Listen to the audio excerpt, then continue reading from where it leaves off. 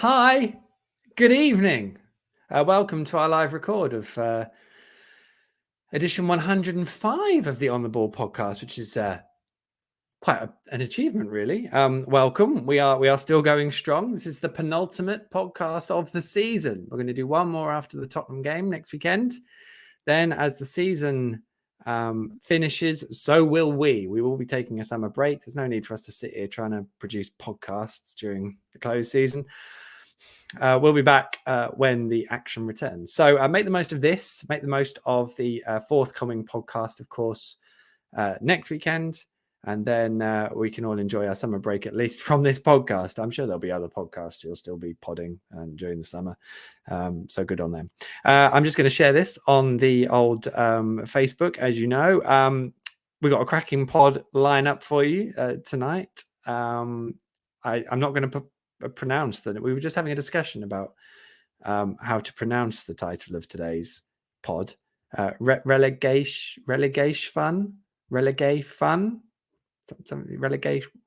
Yeah. I mean, it hasn't been that, but we're going to put the fun into it, which is exciting. So that's all grand. I've almost done this, and then you can see who we've got on to this evening. Also, get your questions in. It won't be a full Q&A like last week's with Hux, which was a great pod, by the way. I hope you had a chance to listen to it. If you missed it, that's obviously on the usual pod feeds. But do get your comments and questions in, and we're going to obviously make a regular section or two during the pod where we get to read them out and answer what we can when we need to, which is all good. Who's on tonight? Yes, sorry, get on with it, Michael. Yeah, here we go. Has that worked? There we go. Oh, yes, there we go. There's Steve, there's Zoe, there's John. John in the pick of the kits, I would say, this season. It's a lovely shirt, that. So they are all ready to go. There are some curious noises in the background so far when we got on, so that makes for an interesting subplot. If you don't really find what we're saying that interesting, then you can enjoy a bit of a random noise background generator. See if it turns up. It might produce some sort of Brian Eno track if you're lucky. Right. What are we on? I reckon it's time I crack on, isn't it? We always get to this point where it's like, will you just shut up so we can get on with the pod, Michael? And I'm like, yeah, let's do it. So in that realm, hopefully I play the right video from the start. And away we go. Yeah, it's been a long week. I've had 2 long trips. And so have some supporters probably as well. 1 or 2. Right. Yeah, crack on. Enjoy the pod. See you on the other side.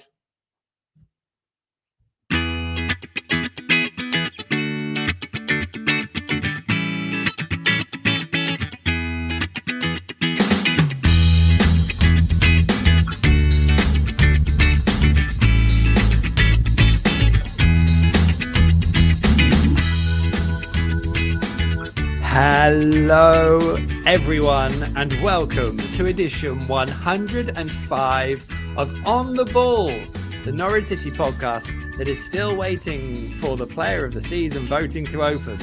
What? I'm Michael Bailey. I cover the Canaries for The Athletic, and I hope this finds you safe and well. On the way, race for 19th goes down to the final day! ! Is there anything left unsaid about Teemu Pukki? ? And one more for the road. We will work through all that and more with our guests this evening. They are Norwich numberwang chief at NCFC Numbers, also known as our very own Steve Sanders. Hi, Michael. We also have author of The Official History of Norwich City and purveyor of fine jumpers, although probably getting a bit warm for that now. It is Zoe Morgan. Hi, Michael. How are you doing? Very good, thank you. I almost muted you then again by accident, but we avoided that, and then I mentioned it. And finally, a sensible soccer creator and huge Norwich City fan, it is Jon Hare. Hello. We are with our panel this evening. Thanks for joining us, guys. I've managed to read a link properly. That's the first time that's happened in about 4 months, so that's great news. How are we doing, Steve? How are you? Very well, thank you. Very impressed with your link reading abilities as ever. Yeah, just going early in on the comments because Jingus has said, getting this question in early, if this is the last podcast of the season, when will it be back? So can we confirm it's not the last podcast of the season and it will be back Yes, We just divine- don't. I'm guessing in August, right? This is true. Yeah, this will be the penultimate podcast of the season. We'll do one more after the last weekend. I don't think we need to come back for any season reviews or anything, do we? Because we've been reviewing it for months, and we all know what happened. So we will take a bit of a break, and then we will come back. I don't know, in time for some more football, which is going to be Seems like quite a good quick. time to return. Yeah, Think so. Well, it depends how the football goes. Let's be honest. Fingers crossed. Zoe, how are you? I'm good, thank you. I am overjoyed that this is the most number of points we've got in the weekend before I've been on this podcast. So we're going up in the world. Hopefully one day I'll come on after a win, but I'll take the 1 point, I think. Wow. So has there been defeat? Well, I mean, in fairness, the majority have been defeats. Yes. Yeah. I mean, you'd be lucky if you did get on after a win, I reckon, this season. This is true. There have been one or two lucky people. Of course, you got a 2-game week, so that would have obviously helped as well. So yes, the 1 point over the 2 games. Yes. So actually, we'd have to average it out at 0.5 points. Still the most. It's still the most. It's still better than 0. This is true. Jon, how are you doing? Thanks for joining us. I'm very good, thanks. And actually, I was up at Wolves yesterday, and I'm really happy because we were actually pretty good, even though everyone was saying around me it was a terrible game and blah blah blah. And I thought, you know what? That's bloody good for us. This is the we're going to get straight into this, but it is the debate over whether how low our expectations are, but then how much do we want to grab hold of something that's a bit positive. We've got loads of time to talk about that, and I reckon we should probably get cracking on with it, should we? So let's bring in the sting for this week's headline act.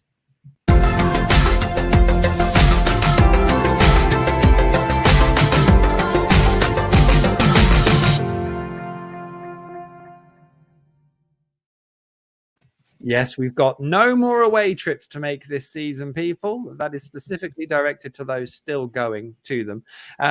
There weren't so many at Molineux, and the 1,300 at Leicester was probably slightly inflated by the fact that game had been rearranged from New Year's Day. Let's not dwell on that. Norwich were undone 3-0 at the King Power on Wednesday night, mostly in the second half, before they earned a rare away draw at Wolves. Maybe that should just be point. Which is sort of, and I've noticed from the reaction, Steve, since that I'm sensing people do want to move on. They want to take the positives from the performance and the draw at Wolves, and it's like, whereas I'm sort of still sitting here going, yeah, but no one could really be bothered, and it's like, ugh. But am I right? Should I ditch that and embrace the positives of something that was not 100% negative? Well, I think you should, because we've sat here the last however many weeks and said, well, that was terrible. We're really bad. Why are we so bad? We've been awful all season. Whereas I don't think we need to do that this week, or at least not quite so much. Jon's already alluded to it. We actually were not bad yesterday. While it is undeniably true that Wolves were, I don't know what beach Wolves were on, but it was a long way away. They were in sandcastles mode. But we have come up against some very accommodating opposition, I would say, this season, and not taken advantage of it. I think maybe Wednesday was an example of that against Leicester. We managed to royally cock that one up in the second half. So I think let's take some positives out of yesterday. Wolves aren't a bad side. I think we have matched up quite well with them this season. I think because they play a back three and they have Neves and Moutinho in that midfield who are slightly more defensive and not that creative. They don't offer the threats, the attacking threat that we seem to struggle against. Just generic attacking threat. But nevertheless, they are still a top 10 team, and I think we more than deserve that point. I think if you were to say anyone deserved to win it, it probably would have been Norwich City. And there's not that many times we could have said that this season. I'm slightly disappointed we didn't leapfrog Watford having taken the lead. I would still like to finish 19th. I'm not sure that's going to happen now. But some real positives to take for next season in terms of some of the performances as well. So yeah, let's start on a high note, because I think we've earned it after this long season. Well, that is a fair point. I mean, they're not the quickest team, especially midfield Wolves, which is probably one of the benefits to it. I mean, I bumped into Jackie Oatley at half time, which was lovely, and she mentioned the fact that it was the third time Norwich have played Wolves, and they at that point hadn't conceded a goal against them, which I think was the point where I thought, I mean, 270 minutes does feel like it's going to be pushing it, and so it proved. But still, Zoe, I mean, what was the thing that made you take away as a positive and just think, okay, I can take that, I can run with that bit? Yeah, I think anything at the moment is it is something to it is something to feel glad about. We had the sort of horrendous ending of 2 seasons ago in the Premier League, where it just the combination of lockdown and our horrendous form just sort of petered away the season, and we've been trying our best to match that, I think, recently. But knowing that we've got a point. We haven't just had a string of unbroken defeats. That's a positive if we can take it. I think our performances against Wolves have shown that perhaps we had it in us somewhere along the way, that if things had gone our way, we might have given a better show of ourselves. But yeah, it's important to take those positive things, because it's supposed to be fun, isn't it? And you can't just wallow in misery the entire time. So I'll take Timu's goal. I'll take him leveling himself up with Grant Holt, and a decent performance. And yeah, let's run with it, because I don't think we're going to get much from next weekend. I don't even know who Watford have got next weekend, Steve. I feel like you might know. They're at Chelsea, I think. So they're not gonna let's get just call it 2 defeats. Maybe we'll overtake them on goal difference. There's 2 bits I want to follow in, and they're kind of separate, so I'll try and remember them. But it's interesting what you said there about the sort of glimmers of what maybe could have been, Zoe, because I mean, look at John, Norwich losing 3-0 at Leicester, and you think, well, that's a capitulation and that's rubbish. And then Leicester go and smash 5 past Watford at Vicarage Road. Norwich got done 5-0 at Manchester City on the opening or the second weekend of the season, and numerous other teams have lost by that scoreline, including Newcastle only recently. It just, I suppose, I don't know. It just feels like maybe sometimes it's the reaction, and it's so much of this season has been about what's been between everyone's ears.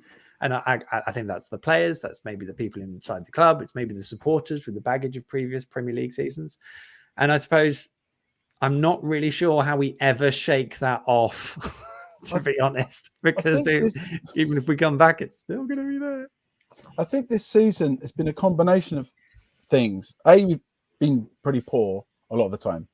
We've also been a bit unlucky. Like, we started off with 4 or 5 pretty difficult fixtures. We then just shook that off and got going with 4-4-2 with Adamida and Timu Pukki up front together. Then Adamida got injured. Matthias Norman was just becoming our best midfielder. Then he got injured. And so there's been a few little things along the way that have kind of set us back when we just got to get going.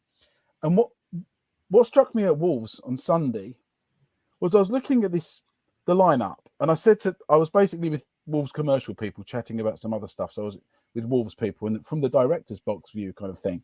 High roller. Quite close to it's high level stuff. And anyway, I was chatting to a guy who's one of the Wolves commercial guys. I was sitting next to him talking. And I could see that we were going to do something different, because at the kickoff, Max Aarons was chatting to whoever else was on the right wing. I can't remember who it was, the right side for the kickoff. And it was obvious that we were kind of lined up for a back 5. So even when we got the team sheet, it was like, wow, we're going to do a back 5, And then when it started to work, and we actually started to defend well, and then you've got Max Aarons and Sam Byram on the pitch together, who are both pretty good. And we got a formation to take 2 of our better defensive players together, and which gives a little bit more strength to Grant Hanley and Ben Gibson. And then you notice that either Max Aarons or Dimi Giannoulis, they could really run up the side of the pitch, because they knew they had the cover from the other wing back. And then you found that rather than having wingers who aren't quite good enough, actually we were getting balls through to Timu Pukki from our midfield by playing in this formation. And I just thought, why has it taken 37 games to find this? Why? That was the feeling, because it felt like half the problem has been not strong at the back and simply not playing Timu in enough. And we know Timu's a 1 in 4 striker, right? And that's what he pretty much was. Prove that on Sunday. Yeah, exactly. but that's our strength. That's his strength. And we are there was a stat I sent it to Michael this morning. I found online. It was with the match on Sunday. Team who's been involved in 61% of our Premier League goals this season as either scoring or assisting, and it's the third best percentage-wise of all time for any club ever in the Premier League, behind Alan Shearer and Matt Letizia way back in the 90s. So we're so much a one-man team up front, and when we've not got him the ball, we've had nothing, right? So it was frustrating to me that this formation found a way of slotting the ball into him, and we'd not tried it earlier. But yeah, I mean, generally, I was really positive. I was thinking with Wolves guys again, that was a really boring game. I was like, no, that was amazing. I had that conversation with my colleague Tim Spears. I was like, no, this is one of the good days. This is great. I mean, in fairness, I suppose the problem Norwich being so reliant on Teemu Pukki is that teams only need to concentrate on nullifying that threat. So it becomes quite easy to do that if you're playing at full tilt, which is why I can't shake my journalistic element of, were Wolves really that bothered, but I get it. And the goal, in fairness, I'm replaying it in my head and seeing it again, does come from that right side where Max Aarons sort of did push on, and Norwich almost switched to a back four at times rather than a five. And Dean Smith has been getting a bit of stick over recent weeks, and I completely understand why that would be. The one thing I would say is that over the course of his time in charge, he has regularly found a solution to the problem in the end after a few games, and then something has happened that meant it either wasn't sustainable or he couldn't do it anymore.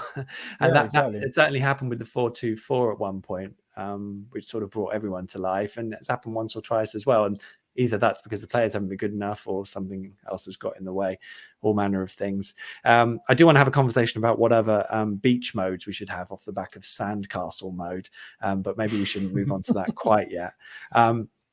But Zoe, you did mention about Teemu Pukki drawing level with Grant Holt on 78 Norwich City goals, is it now? I think, lots of other media outlets seem to be having the debate over which is better. I don't care. But, I would say Teemu's goal scoring record is probably better because there was more Championship football and not a League One season, etc., etc. They would have made some pairing though, wouldn't they? The two of them together? I just think they'd have been ideal. I'm glad I didn't put out a tweet this morning comparing all the stats of the two of them over there, Chris, because that would be awkward right now if I'd done that. So no, you're absolutely right there. It's all good. I'm just tired. It's been a long week. Well, the thing is, no one take anything personally. It's fine. Okay, it's fine. I never do. I think the thing is, like, they're completely different players, and I was thinking, like, there is absolutely no way that Pukki would have succeeded in a Paul Lambert team, I don't think. And there's definitely no way that Grant Holt would have made it in a Daniel Farke team.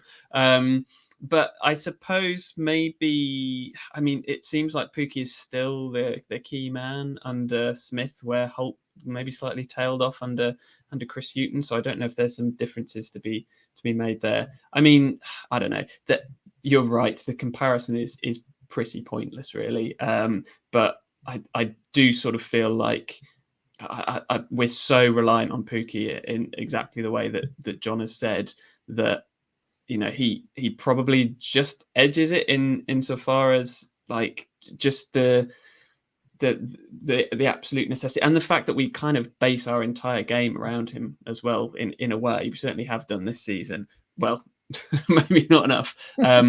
But yeah, I mean, they're just both legends. I really hope that we see Teemu go past that level, past that number 78. I don't think we necessarily will on Sunday, but I really hope we do next season. Let's hope he's still around then. Fingers crossed. I don't know if I would take issue about the fact that neither player would play in the respective teams. You think of Daniel Farke loved the idea of signing Jordan Hugill, and Grant Holt probably better player than Jordan, and probably better technically maybe as well. And then you think someone like Simeon Jackson playing for Paul Lambert. Maybe. I mean, I'm not like, would you say the Hugill thing worked though for us last year? Yeah. Why not?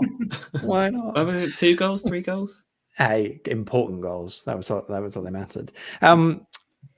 In terms of issues across the pitch, there's probably two that caught my attention. One we have in goal, obviously, Angus Gunn. Zoe, he's looking confident, isn't he? He's looking assured and deserves to keep his place for the final game. It's hard to argue otherwise, I think. Having been at the West Ham game, and Krul just looked very out of sorts. It was a bit it was like a hark back to that West Brom game, that first one where he sort of joined and managed to throw the ball into his own net a couple of times, and everyone was sat thinking, God, what have we signed here? I think sometimes he has got a tendency, I think, when he's just slightly not there, sort of concentration-wise or mentally, or struggling a little bit, he sort of goes slightly loopy sometimes and just starts making very odd decisions, starts, running miles out of his goal. And you just want someone to sort of grab him and just calm him down a little bit. And I think whatever the reasons were for Smith to make a change, I know he said about resting him and that he'd been under a lot of, he's gone through quite a lot recently and everything. It was probably a sensible choice just to take him out of that firing line. It'll be interesting to see what happens next season, but Gunn's taken his chance since he's come back in. He looks decent. Why he should be dropped at the weekend, I don't think there's any reason for that. So it's going to be an interesting summer when it comes to goalkeeping choices, I think. I think that is a massive call over the summer, by the way, because I completely agree. Like, Angus should be in goal on Sunday. Played well yesterday, but you've signed him for £5 million, so we haven't really seen him. But presumably they are thinking he will play at some point, and it almost feels like they're trying to kind of mold him into that role next year. But you're talking about him being up against a goalkeeper who has been promoted with us twice and been a massive part of both of those promotions. So it would be a huge risk, I would say, to say to Tim Krul, that's fine, you can go, even with Gunn waiting in the wings. It would certainly be a huge statement of faith in Angus Gunn. So I don't know. I'm not sure who I would rather. Well, I feel like Krul, in spite of what Zoe says, all of which is true, is a sort of a safer pair of hands because we know that he can do it at that level. And yet I'm kind of intrigued by the idea of Angus being in goal next come August. But yeah, I think the worry is as well, it's that sort of lack of leaders that we've had, perhaps. Certainly it's felt quite obvious this season that, when heads have dropped, there's not many of them. Timo, like, for all his qualities, is not that person to sort of lift everyone's head. We've sort of been relying on Hanley to do that, on Gibson to a certain extent. We've not got lots of senior players with a loud voice, I think. I think Max does it as well. Max doesn't shy away from things like that, and hopefully Barham is doing that now as well. But to forego, I guess, one of those senior loud voices in the team when, us starting next season positively and getting off to a bit of a great start to show that we have not had our hearts and souls completely crushed by this season. To lose one of those really strong leadership voices would be a massive call, especially if he was no longer around. Like, maybe picking Gunn ahead of him is one thing, but if we let him go, then who we then replaced him with in terms of a senior figure in the squad, I think that would be a massive call to make. Do you guys remember the Netherlands? Did they qualify for the World Cup or not? Yes. Yeah, they did. That's going to be on Tim Krul's mind a huge amount, which is for November for the World Cup, right? Mm-hmm. So his decision will be dictated by what's going to maximise his chance of getting a call up. I'm pretty sure at his age, that's got to be his number one shout. So if he thinks Angus is going to become above him, then even why would he stay, I guess? It might be going through his mind. He might think, maybe I can go to another club, maybe a Dutch club. Who knows the choice he might make? So I think I agree with Zoe. Like, he's great, but he has these weird times when he just kind of just loses focus a little bit. We all know people like we can be like it ourselves. I would have said he was one of the candidates for Player of the Season about a month or two ago, but his kind of quality wobbled, and I guess he's come in and done very well. And of course, he's got to wait for his time, and like a goalkeeper will then take that time and see how long he can stay there. So I don't know. I think we're lucky. We've got basically two good goalkeepers, and And I think Michael McGovern's been a very understated and very good squad member for a long time now, in that he is a professional voice in the background with experience, who hopefully may consider, if he retires, which I don't know if anyone knows if he is going to or not, will go into coaching with us or something. I feel like he's a good stability, stable source to have around in the background. I don't know if you guys agree with that. Definitely. And that's quite a crucial role sometimes there, especially with the goalkeeping group. I don't know. I think he's got another year on his contract, Michael, so he probably wouldn't have to make a decision this summer. I do kind of feel like Angus arrived last summer with the idea that this situation might come to a head this summer, especially if Norwich were relegated. So I'm not sure if this is a complete surprise to everyone involved. I think we're all just sort of waiting to see what happens, how it pans out. But to a degree, it's going to depend on what options Tim has and what the Dutch coaching team probably feed back to him as to what he needs to do. Because even playing first team in the Championship, they might not consider enough. They might want him to be playing at a high level. Maybe him playing at home, in the Netherlands will be more useful to him. I don't know. It depends what pops up really. But it will be fascinating. I suppose saving Tim's wages might come into a factor, but I hope not. I doubt Angus is particularly cheap, given he's just arrived from Southampton in the last 12 months. And the leadership is a great point, Zoe. And it does also factor into the midfield recruitment that Norwich are going to have to do. Now, you all watched the game on Sunday. I thought Jakob Sørensen was really good when he came on. Again, probably in a team that weren't pressing him, so maybe those situations are better. But I thought he patrolled the spaces really well. I thought he cut things out when he was nearby. And I thought he used the ball incredibly calmly, Steve. And I'd quite like to see him start on Sunday. I'm not saying that the outlet that I watched it on was unreliable, but I missed the last 5 minutes, so I didn't see a huge amount of what Jakob Sørensen did. It was great. I saw him getting rave reviews for his cameo, though. I actually thought Matthias Norman had his best game for a while as well. But yeah, I don't know. I've banged that drum quite a lot over the last few weeks as far as Sørensen goes. Yes, I think he has the attributes that we need in a defensive midfielder and has done all season long. I suppose he's one of those players who's probably got better when he hasn't been because he hasn't been playing in what's been a bad team. Probably should have had more of a chance. I've seen it suggested in the comments, or a thought that he could play as part of a back three next year. He kind of played everywhere else at 8.25. Sorry, yeah. What was that time? Chris Crowther 8.25. So we look better with a back three yesterday. Any thoughts on Sørensen playing as part of a back three? He's shown that he's versatile. He'll play wherever he's asked to play. I'm kind of just repeating the usual cliches about him. I'd like to see him given a go next year, but at the same time, I do want us to sign a defensive midfielder. Please, can we do that?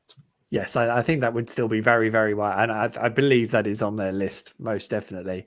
And yeah, I'd kind of forgotten how well Jakob had done at left back in the Championship as well. So that's obviously an option too, especially for a Dean Smith left back, where I don't think there's quite. We have left backs though, don't we? Reliance for them to push higher, but at the moment we have left backs. That is right. I don't know. We'll have to see what the summer looks like. I don't know yet. Is a reality. I don't think anyone's made any decisions on anything. So, in that element, short of Brandon Williams going back, which is definitely happening. So, you put that banner away if you want to, guys. Right. I tell you what. I think that tidies up all of that. And I reckon we move on to a bit of this.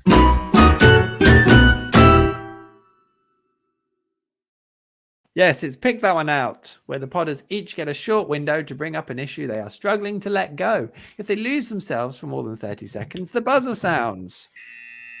Bit quiet. And it's time to let go, maybe. Steve, would you like to go first? Yeah, okay. I'm surprised you asked. I never go first. It's like riding in the front seat of the car when you're a kid. How exciting. It's a lot of responsibility you're steering us through now, Steve. Let's hope I don't mess it up. Indeed. You'll be fine. You'll be fine. Go for it. Okay, well, seeing as we're talking about players who are going to be here next season, I wanted to raise the point about Ben Gibson, who I think has kind of been turned into a bit of a pariah this season. But Susanna has made this point on the pod previously. We've had 9 Premier League games where he hasn't started. We've lost every single one of them. And he will be a massive part of the squad next year and should be in the team with Hanley. People have forgotten how good that partnership was last year. I really think we need to base our defence around those two, whether we play with a 3 or not. Those two absolutely need to be in there. And Gibson, people saying get rid of him. He costs us £8 million. He needs to stay. He needs to be part of the team. This is a great point. I did find myself doing this on Sunday. So, that shift in focus that happened. I look at Pierre Lesmelou, who's under a bit of pressure, and he can ping a ball out 30 yards, cross field into space really accurately, regularly, and reliably. And you're like, he'll be able to do that all day in the Championship, but we did it easy for him. So you do sort of see it so differently compared to when you're coming up against Premier League teams who are athletes and they're so athletic and quick and they close you down and they take their chances and they don't let you have any. And so you do start seeing those players in different lights, but I guess it depends on who wants that challenge and whether they're like, I was in Nice before this season and that's a nice part of the world. Take me somewhere sunny. I don't want to go to Rotherham. It's just weird how quickly people have forgotten how good Gibson was. It's like, Zimmerman was brilliant for us in 18-19 and then not really up to the rigors of the Premier League in the following year. And I don't remember people kind of writing him off as a centre-back. Do you think it is because he's got the look of a very old-fashioned defender and people sort of automatically sort of think that he's, all of the failings of a very old school defender, he's definitely got those and, we should be moving on. He's not a modern looking player, I would say. And perhaps he gets sort of typecast a little bit sometimes with people thinking that he's immobile, various other accusations leveled at him. And I think some of them, I guess, have a tendency to be true, but not in as much sort of the extremes that people talk about, I suppose. I think that he looked very good actually in the left side of a 3 on Sunday. And Sam Bryan also looked good on the right side of a 3 with Hanley in the centre. And I think experimenting with these little things might make a big difference. I think Ben Gibson sometimes wants to play the mega pass, which he knows he can do occasionally, and maybe forgets the first duty he's on the pitch for. But I mean, I think he's a great player to have in the squad for the Championship. I think when we're not defending against Mo Salah and Harry Kane again, we'll start to remember that our defenders are not quite so bad as we thought they were this season. I suppose we all have our opinions, but it's mostly what Dean Smith thinks, isn't it? That's the interesting thing, because he is someone who he's ditched whenever there's been a consideration that the opposition have got pace. So it will be interesting what faith he has in those players, or whether he sits down and thinks, need to mix this up. So it will be quite interesting how he deals with that. Zoe, would you like to go next? Sure. Absolutely. Yeah. All right. Well, away you go, I say. Okay, so I wanted to talk about how needy football can be. We've all got to the end of the season. It's been going on for ages. How is the Premier League not over yet? It has been going on for months and months and months. Do you know how long it is until the Championship season starts? Oh, Zoe. It's 75 days from today, 69 days from the end of the Premier League season. It starts in July. This last weekend of July, that is the beginning of the school holidays. England cricket team. I mean, I don't even know if it's 30 seconds. No, go on. There's still 3 test matches in the cricketing summer to play and a T20 international. There's the entire school holidays. And it's just, I love this game and I love supporting this game. And I know that we've got a World Cup to squeeze in, which is why they're starting a week, but only 1 week early.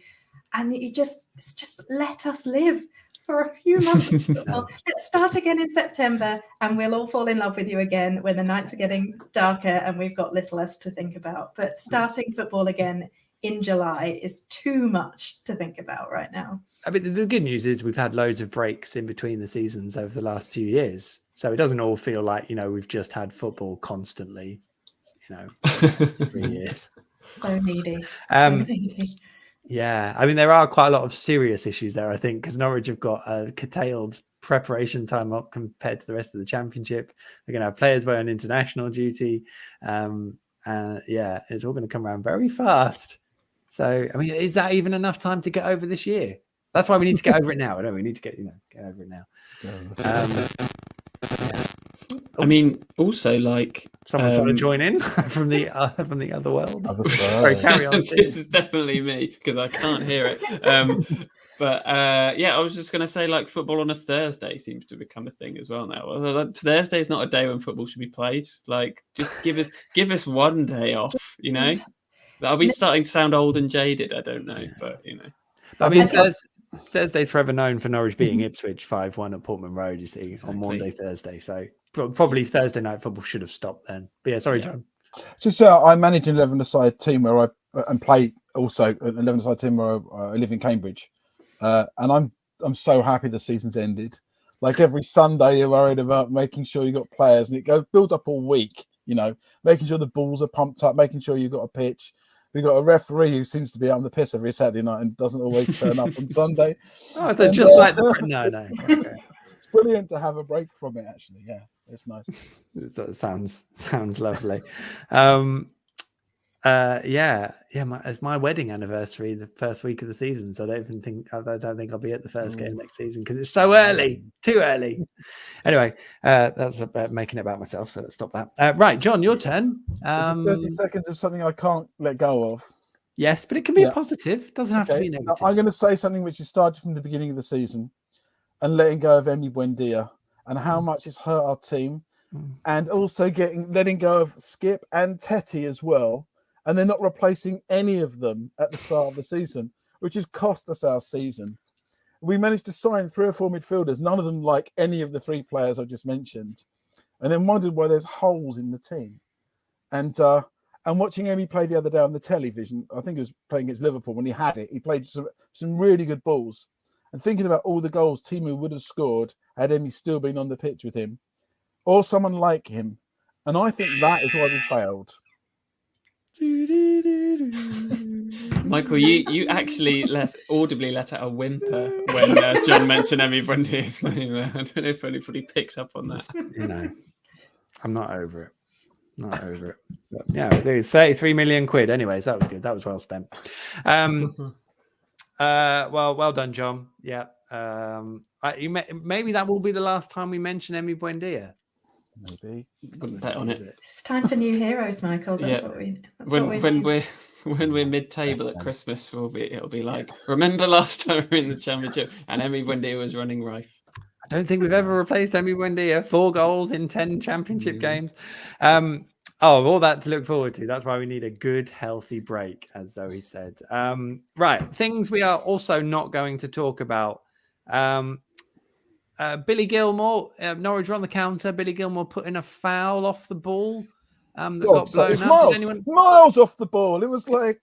But did you think it was a foul? 30 yards away. I don't know what it was. I didn't think it was much of a foul. And actually, I thought whoever it was he ran into actually stood on his ankle. So I stood on Billy's ankle. So I didn't really think it was a foul. But lots of people came on Twitter telling me it was. And I didn't want it to be a Billy Gilmore. I think it probably was. And there was another one in the Leicester game where we were sort of on the counter and looked like we had men bursting forward. And then Gilmore took a little bit too long on the ball. And suddenly they were on the counter going the other way. Maybe the foul was just him trying to, compensate for people saying he doesn't get stuck in enough. I don't know. Well, I don't. I think Billy rolled his ankle, so he had an ankle injury apparently on Sunday. But I think it would be maybe healthy if we played a non-loan team on Sunday. Personally, I've already mentioned the Brandon Williams banner. Please don't. Doesn't need to be at Carrow Road. Just put it on eBay. Probably get a good couple of quid for that. And, or maybe take it and get it signed. No, you'd sign it at the end. But obviously don't follow him home to get it signed. That would be bad. Don't do that. Maybe that was what happened the other week. We don't know, do we? At that Wolves game on Sunday, the Wolves commercial guy took us down onto the pitch. There's a few of us, 2 commercial directors and a guy. You had a great day of it, John. Really, really good. But as we were on the pitch, this is pre-match, about an hour and a half before, as it happened, there was the Norwich squad came out, and on the pitch was Billy Gilmore and Brandon Williams right there. And Brandon Williams quite near to us. In fact, someone was talking to him, and they were asking me about who's that? Is that Brandon Williams? I said, no, that's not Brandon Williams. That's Billy Gilmour. They got them mixed up. These other guys. And they said, "How's he been doing?" And I had to whisper. I said, "He's done really well, but he's been a bit shit." Because they could hear me. Oh well, I'm sure they've read worse. Yeah. Bless them. Everyone's tried. Tony Springett got his full debut at Leicester. Well done, Tony. Good work on him. And John Rowe came on and did a couple of nice things at Molineux. They are the youth. Tony Springett's middle name is Gary. Tony Gary Springett. So I don't know who needs to know that, but I certainly needed to know that. That's possibly one of the best things that's happened all season. Could he be an Anthony, or do we definitely think he is a Tony? I think he's got a Tony Gary Springett is a very Norfolk name, and I think we should hold on to that. I don't think he was born in Norfolk, but no, I think he's North. Is he North London? Maybe. Yeah, Tony Gary. To have our two sort of breakthrough youth players being called Tony and John, I think it's a real triumph for old school names, I think. Yeah, and Andy on Madelli. Big Andy. I mean, in fairness, if someone wants to come up with a Tony Springett song, I think they've got to somehow incorporate Tony and Gary into that song. I mean, that just seems like it's like an open goal, isn't it? I think he'd love them for that. I should just say, good luck to the under-23s. They're playing at Molineux tomorrow night. I'd love to have gone, but I ain't going back there for the second time in 3 days. Sorry. And I've got my tooth being drilled tomorrow afternoon. Otherwise, I probably would have gone, in fairness. But that's a semi-final. If they do win at Wolves, then they'll be in the final to earn with a chance to earn promotion to Premier League 2 Division 1. So and play some of the bigger academy teams. Don't do it. It's not all it's cracked up to be. What are you saying, Steve? See, this is the mentality that has to change.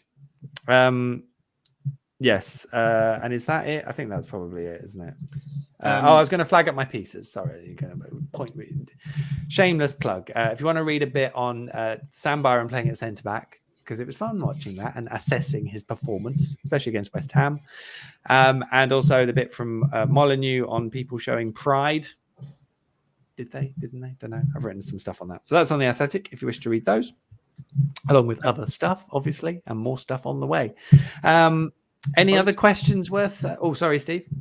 What happened with player of the season vote? I don't know if you were going to cover this later, but there was a lot of chat about that only being open for about 15 minutes. I don't think it was. I think it was open for days, wasn't it? I think it was like 3 days.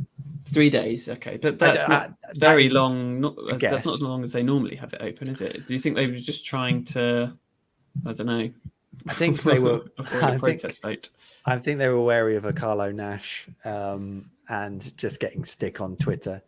Which, let's be honest, how many people on Twitter would have not given them stick? It would have happened now. I mean, there is a debate as to whether they should be big enough to brush that aside and just crack on, because as it happens, a lot of people who wanted to vote probably missed it, didn't get the chance to.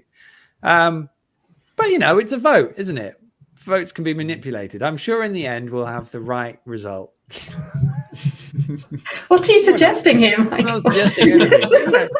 It's democracies have fallen for less. So, just wing it. It'll be all right. As long as the right outcome happens, then who will complain? No one will they? That's the reality of it. Are you thinking of branching out into a politics podcast, Michael? I think if that doesn't, me and Hodgie we'd absolutely nail that. We'll get Dan O'Hagan on as a guest. We could probably get a slot. What's that, John? How many candidates do you think there are for player of the season? 2 maximum. Yes. Yeah. I'm saying 1. I had thought they weren't going to announce a top 3. I thought they were going to only announce a winner, but I do believe they will announce, or they will confirm what the top 3 is. So yeah, there we go. That will be an exciting one for whether that's this week or around Sunday. Yes. Who would you have voted for, Steve? Carlo Nash, obviously. No. Oh, I mean, it's good Timu, job he didn't make it then in time. It's got to be Pukki, isn't it? Has to be Timu Pukki. John? Timu Pukki, maybe Grant Hanley. I think over the course of the season he's been solid and reliable, and actually he's taken a lot of stick through it as well. But I think Timu's got to be Timu. He's still managing to do stuff in the Premier League at the same level as last time, surrounded by not quite so good players as last time. Indeed, or in theory. Zoe? Yeah, Pookie's really sort of surged ahead of Hanley, I think, in my my reckoning in last couple of months. I think sort of harking back to our conversation earlier about his goal scoring and him and Grant Holt, I think, I am what you might call a Grant Holt enthusiast, long-time Grant Holt enthusiast. And while just comparing the two of them, so different in many ways, but I think people always say about Holty and that he used to like wear his heart on his sleeve and, just sort of all heart, all passion. You look at Pookie and from the outside, you kind of think he's kind of the opposite of that. But actually, the more you watch him and the more you look at him, and actually he's one of the few footballers that I think if you look into his eyes, you can see like right into the depths of his soul. And there is never any disguising how Teemu is feeling on any given day. He's the one that's got his head buried in his shirt. He's the one with his head sort of thrown backwards in despair. And his eyes are dancing when he's happy and just look hollow when he's sad. And, it's two very different characters and two very different strikers, but sort of how much they care and how much they're sort of giving to the effort, I think, is very comparable, actually. And we are really lucky to have him. It's a great point because there are so many expressive photos of Teemu. If there's going to be an expressive photo of the afternoon on the pitch, then Teemu's generally produced it. I love talking to him. The question we didn't actually ask, I didn't ask earlier, which was written down, was: is there anything left to be said about Teemu Pukki? I think for me, he is a lovely bloke. I really enjoy talking to him. And he seems so grounded. He does genuinely love playing here. So there's that. He's also an exceptionally good footballer, like properly international level, regular, top class, played at the Euros. For Finland, he is their best ever goal scorer. This is a guy who's scored qualifying record match like Cristiano Ronaldo's and Lewandowski's a few years ago, or was close enough anyway. He's done that at Norwich in both top divisions. He's a class apart. He's just led the club single-handedly. There's no sort of triumvirate. It's literally Teemu. I'd sort of just sit here hugging him if he was next to me, to be honest. I don't know if that's particularly objective, but screw it. A scary question is, where would we be without him? Imagine our season with no Teemu Pukki there. I mean, it would be pretty unbearable, right? I can't even deal with that discussion right now. It's been pretty unbearable anyway. So I don't know how much lower it could go. But yeah, you're right. Maybe really unbearable. Well, we'd have 10 goals, I think, instead of 23. I mean, we've seen you highlighted the percentages in the Premier League. I mean, the percentages for Norwich across however many, the amount of goals you'd be ripping out of the team would be hilarious. Is it 11? How many he scored? Is it 11 he scored so far? I don't remember. Yeah, it's 11 this season. Yeah. Let's move on quickly. Steve, I meant to flag this up in advance. I didn't. Are there any other good questions? Anything worth having a look at that we've got in the? One thing I was hoping you would ask, Michael. Oh. We haven't finished yet, so there might be time. Okay. Actually, how long? I've got it. Sorry. Have you got to go? No, I'm going to go at 9:15. We are live, John. Oh, brilliant. Okay, well, John will go. I've got a five-a-side game to play at 9:30. Have you? Oh, wow. Good luck. Very continental. Yeah. Are you managing that team? No, I'm playing. So I'm going to be stretching and stuff like that. Are you player manager? Not in this five-a-side team. No, in the 11-a-side team, I give myself 15 minutes to get an appearance, then sub myself off and shout at everyone for the remaining time. That sounds like a great way to spend an evening. Simon Copperwheat says, good evening, Michael. Oh, loving the hat. Oh, yeah, I hadn't thought about that. Yeah. I have worn it before. It's my Cardiff Stadium playoff, no, Millennium Stadium, Cardiff playoff final 2002 hat. I was given it before that. It's just so small and my head really hurts. But thanks, Simon. Dave Bowers, love sensible soccer. There's one for you, John. Thank you. As did I. There we go. Simon Duarte Norman's been carrying an injury all season, in my opinion, and that's the problem for him. Yeah, it did really knock him out, didn't it? Did you see what happened on Sunday? He was. Did any of you guys see the match live? Because he was crawling on the pitch and he fell down twice. And when he came off, he looked really badly injured. He doesn't look in a good way at all. He does. I mean, he's a bit of a Ferrari, isn't he? You know, he looks amazing, but you know, it's what's a nice way of putting this? Temperamental. The engine needs a bit of work. That's a nice way of putting it. Sorry, Matthias. He's a lovely guy as well. I've spoken to him and I've really enjoyed his company once or twice. Once mostly. Wow, that very quickly turned into a backhanded compliment, didn't it? No, more just lovely bloke. I think maybe one time. One time I enjoyed it. Oh no, I didn't. That's the only time I've say that about me company. at the end of the season. No, that's the only time maybe I've enjoyed been. his company once. Wow. It's like Twitter on here.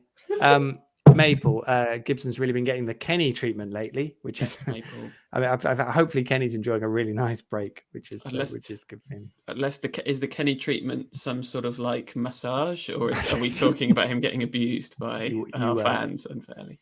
Yeah, or you sort of wave your arms around someone and sort of moves the air, and it's very therapeutic. Stephen has been in touch. Yep, completely agree with John. Don't know what that's about, John, but he does completely agree with you. So there we go. Yeah, everything you said, John. Which is always good to know, isn't it? So there we go. I think that's good. Let's. I think that's definitely time for a well overdue halftime sting. So not halftime.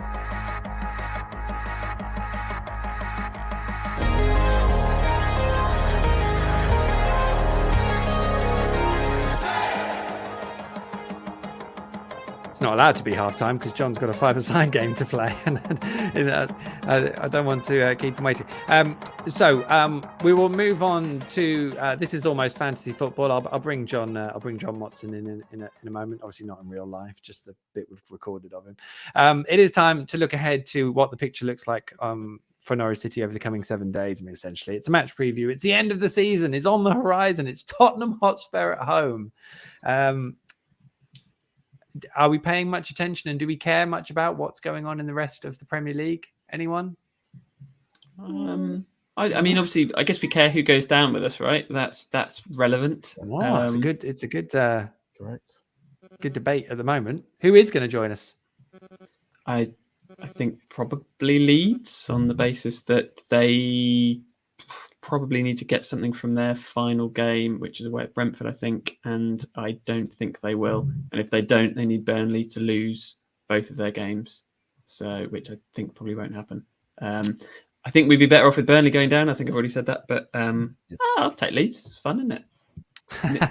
It's a handy away game for me. So I was going to say it's near you, Zoe. Yeah. I'll take Leeds. This is true. I do wonder about Burnley.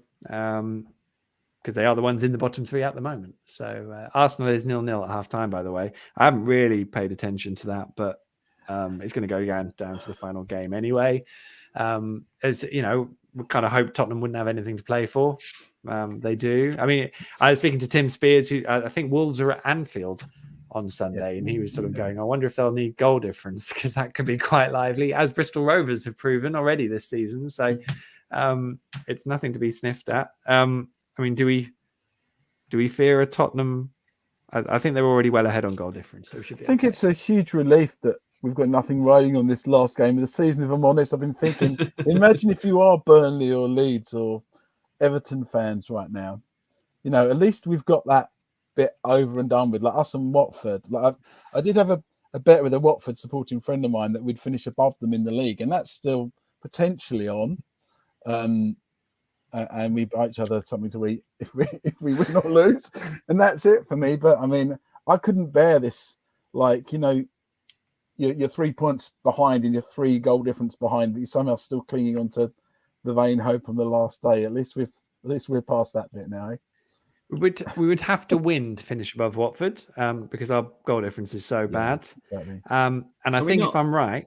Are we not level on points with them now? Sorry, I might be wrong about that. We're 1 point behind. We're still behind. I beg your pardon. Yeah, 1 point behind, and a significantly inferior goal difference and significantly fewer goals scored. I think if it is a defeat at home to Tottenham, which you'd say is the most likely result, then we would have a very similar record. It would be 5 wins, 7 draws, and 26 defeats, which would be 1 draw more and 1 defeat fewer than 2 seasons ago. Now tell me that's not progress. Which feels worse? Well, I mean, there were so many caveats last time. There are no there is nothing. There are no caveats. Nothing this time. I think to answer your original question, Michael, do I fear this game? Yes, I do a lot. I think we could get absolutely torn apart by Son and Kane, and I really hope that we can at least make a bit of a fight out of it. I was watching a bit of the build up to the Newcastle Arsenal game, and they were talking about who was going to get 4th, and just waiting for them to say, "Oh, and Tottenham have got Norwich, so that's going to be 3 points." And I sort of almost feel a bit bad for Arsenal. But then I think back to Boxing Day when they absolutely tore us apart, and I feel a lot less sorry for them then. So we have made a bit of progress over the last, one game, let's be honest. I'd like to think that we can. 90 minutes. I mean, the other thing is that Son will have his eye on the Golden Boot, and I don't think he's going to let up until he's in with a shout of that. So how many goals ahead do you think Tottenham would have to be before Kane gives Son any penalties that that might arise in the quest for the Golden Boot? An infinite number. No, I don't think he ever would. Ollie Skip wasn't involved at the weekend, so I'm guessing he's injured at the moment. I thought Kulusevski was out, but it appears he came off the bench on Sunday against Burnley, so that's a shame. It doesn't matter, does it really? So that's exciting. I mean, I've already had one tweet from someone saying, as an Arsenal fan, saying, do us a favour. I mean, what are you expecting? Honestly, we absolutely will not be doing them a favour. I mean, I'd love to think that we can make it competitive, and I'd love to think. What I would say about Tottenham is they do seem like a side who are slightly easier to stop. Maybe if you stop the front 2, then that is where most of the threat comes from. It's just, have we got the capacity to do that? I'm not so sure. Also, if you did a poll of teams likely to bottle something, I mean, most people would suggest Spurs would do that. Which would be hilarious. I would say that whatever happens on Sunday, it's unlikely that we are going to be the sort of orchestrators of what happens. I think Spurs are either going to Spurs it up or they're going to annihilate us, and I think we'll just sort of sit back and wait for whichever one of those happens. I think it's quite sad, really, about this season. This is what upsets me the most about this season. At the start of the season, when we heard all those people going, "Oh, Norwich will come up, they're going to go down again, they're bloody useless, they're never any good in the Premier League," and we're all defending our team and going, "No, you're not right. We've done this. We've invested money." And they were exactly right at the start of the season. And even if we beat Spurs, it makes no bloody difference. And that's what's sad. Like, we got 25 points instead of 22. So what? I mean, I think that's why it's been so acrimonious this season. I think Norwich fans felt embarrassed, and they want to stick up for their club, and they just haven't been able to. And everyone who they were trying to fight the cause against has been proven right. And so you're angry about that, and you want to take it out on the people who made the decisions because they've let the fans down, really. Not sure that'll be quite what's said in public whenever we get some press, but we'll see. What year was it that Spurs were going for the Champions? Was it 2006 when they were going for the Champions League, and then went to that hotel that had a dodgy lasagna? So are there any? I mean, I'm not suggesting we say them on air, but perhaps there's an establishment within Norwich that we could send them to whose hygiene ratings have not been so send good them lately. A dodgy lasagna. Yeah, strange. It is Spurs. You never know. I mean, maybe they'll pin this up on the dressing room if you can do that with a podcast. Who knows? What should Norwich do on Sunday? I was having this debate. I'm on you. What should they do? Should they have a lap of appreciation? Do you call it that? Do you just sort of wave from the centre circle? Does it depend how many they've lost by or not? At what point is it hiding and then not giving an appreciation? I mean, Steve, you work in communications. What would you advise? I would say it would be a big PRO goal not to do anything, because I think after the season that the fans have had, they will expect those who stay will expect something to be given back. And I think, Man United had this debate a couple of weeks ago, and people were saying, "Oh, they shouldn't be doing that." Well, yeah, of course they should. I think it's an opportunity for the players to give something back to the fans.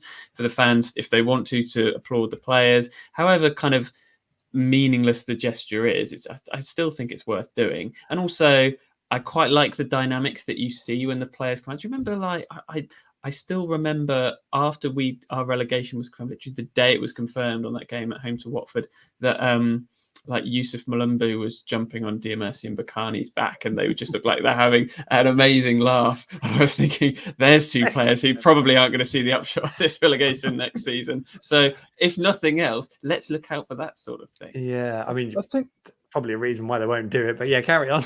I think there's something else. Like, we've lost Daniel Farke this season, and all of us love Daniel Farke, I think, without exception, connected to the club. And he brought a lot of this celebration to our stadium, to the fans. It's coincided with his waving and the flags and all this kind of stuff. And it would be nice to retain some of what he brought with him. And I guess the end of this season is the start of that, because Dean Smith isn't the kind of manager who would naturally do this. The club has now got to say, okay, as a club, we've gone this way forward. And I think it's nice that was brought to us. And it would be nice to retain that, That's a really interesting point, because I know that the away supporters at Molineux picked up on the fact that it was the first time Dean Smith had gone over to them to applaud them at the end of a game, which I just don't think it's him. And I think Norwich fans are used to Daniel Farke wandering over and making sure he's giving a big wave. And obviously, if they win, then it's a lot more than that. So I think Dean Smith just likes to hang around at the tunnel and clap and sort of shake everyone's hand as they come off the pitch, like a bit old school, really. But so yeah, ultimately that would be something that he wouldn't have done at Carrow Road up until this point as well. So, but yeah, I guess it probably depends what the score is and how many people are left in the stadium to a degree as to how it's true. But, we'll see. Let's not lose hope. 38 games in, he says. Who plays? Really quick one then to wrap up. What would we look at in terms of a team? Who would you want to see play? Let's go through it. Will he stick with the back three? Sorry, I know you want to do this quickly. That doesn't really help. But... Yeah, let's say he'll keep the same formation. Okay. Well, maybe he'll stick to the same team. Maybe not. Will Norman be fit? He came off. He picked him. Nah, stitch Norman. Let's put Jakob Sørensen, holding midfielder. Jakob's in. I hope Dean Smith puts a bit more effort into his team. Get him out. Yeah. Can I just say, today I think is the anniversary of Stuart Pearce sticking David James up front in a Premier League game when Manchester City. You've got to look at the social media footage, the video footage. It's incredible. We could get Krull and Gunn in the same team after all. Fantastic news. Let's keep them both. It's literally putting him in an outfield kit, getting him up the pitch for the final 5 minutes or whatever it was, and replacing the goalkeeper. That was what they did. It's incredible. It just is. And the thing is, David James is having it. He tries an overhead kick. He's like, I'm going to tackle this guy. And then every moment ended with a really heavy touch and him just clattering through someone every moment. So, well, yeah, Tim Krul up top. Bring it on. Let's see what you got, Tim. Anyway, yeah. I think that Pierre Lees-Malou actually is slowly been getting better through the season. I think it was pretty good on Sunday, actually. He's maybe not fast, but he's got some good qualities. And maybe you'd put Lucas Rupp in as well. He was playing quite well, then he got curtailed for a while, didn't he? I don't know. Yeah. Maybe instead of Billy, put Rupp in. Yeah. What do you think? He could do his long goodbye. Could be a farewell, couldn't it? I believe. Obviously, nothing confirmed yet. Dean Smith said they've not even had a conversation about it. So, don't know. Dowland, Pookie, they are like the top two, really, aren't they? They're the only two who can sort of string two passes together and create chances. So, there's your front two. I think Dowland and Les-Malou, as John has said with Les-Malou, have been slowly getting better and giving us a bit of optimism for next year. So, yeah, keep them both. Same anyone back who three? doesn't want to be here, same back three. Anyone who doesn't want to be here next year, don't play them. Yeah, we don't know that obviously. But should we stick with the same wing backs? Yep. Yeah. Okay. And are we playing Angus? Yeah. Yep. Okay. So that's the same, and then Jakob. I'm calling that one. Sorry, that's my decision. Jakob's You are the manager, so yeah. you can have fun. How many places is that left? Is I Billy think we Gilmore picked staying in 14 midfield? players.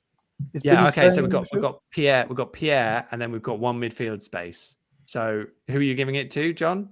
I'd give it to Lucas Rupp because I think he's been doing okay, even if he's going.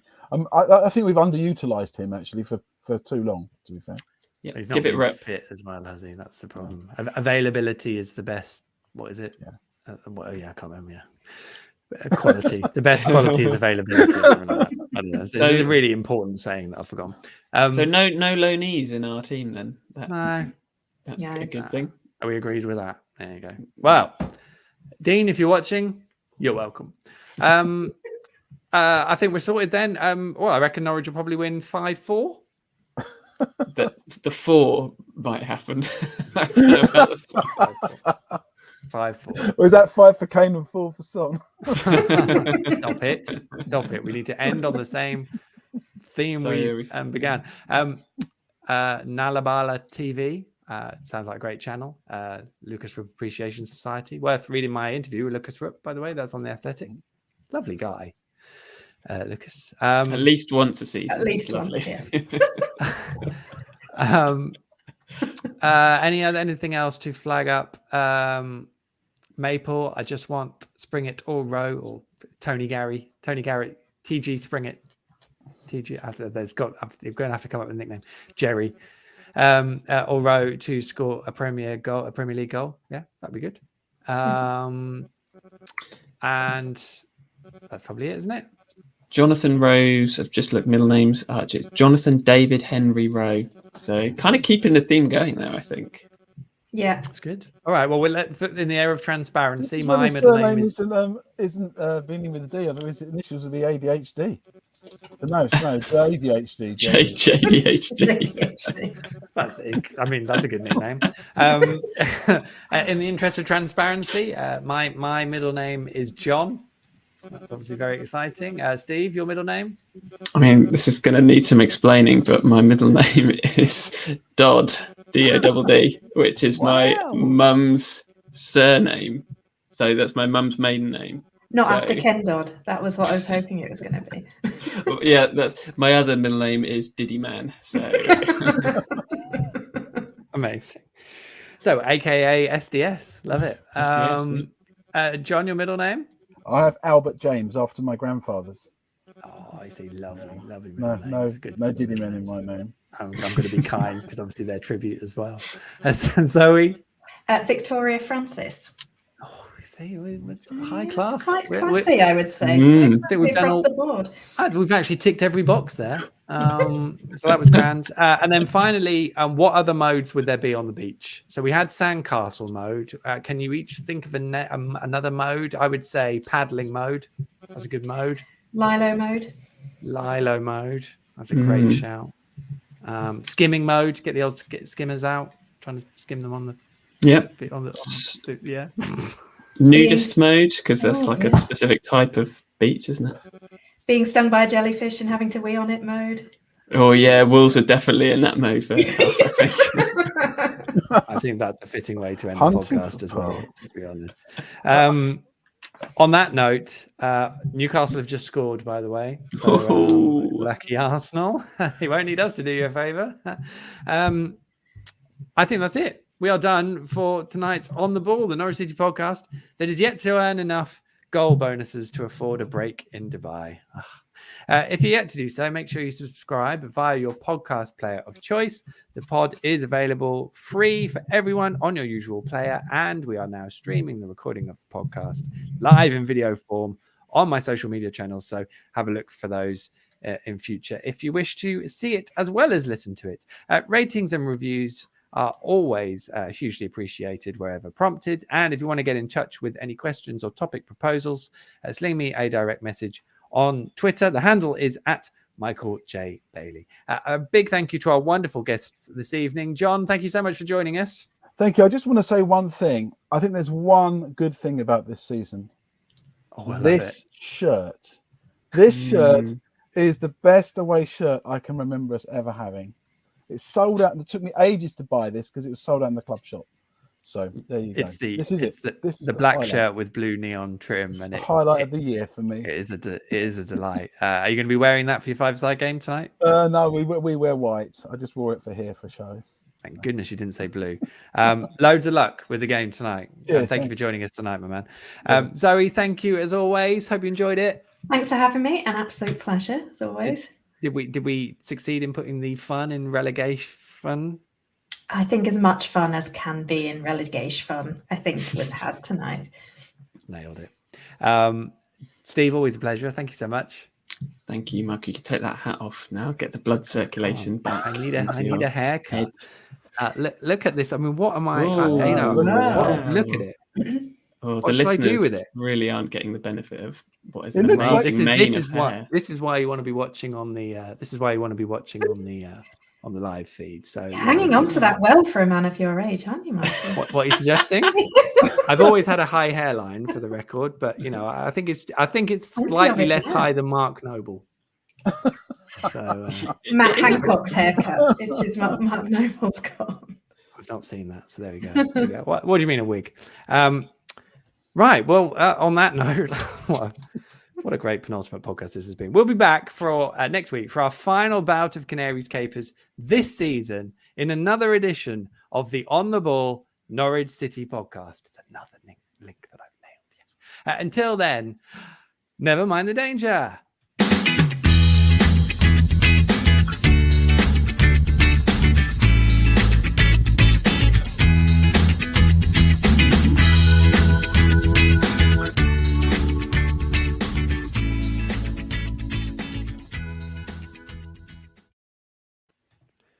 And we are done for this evening. Thank you so much for watching. Hope you enjoyed it all. We will be back next week with another edition. So thanks all. Take care of yourselves. Go subscribe if you haven't already. And we will see you next week for the last one of the season. Have a lovely evening, everyone. Bye. I might have had a haircut by next week. That's the aim.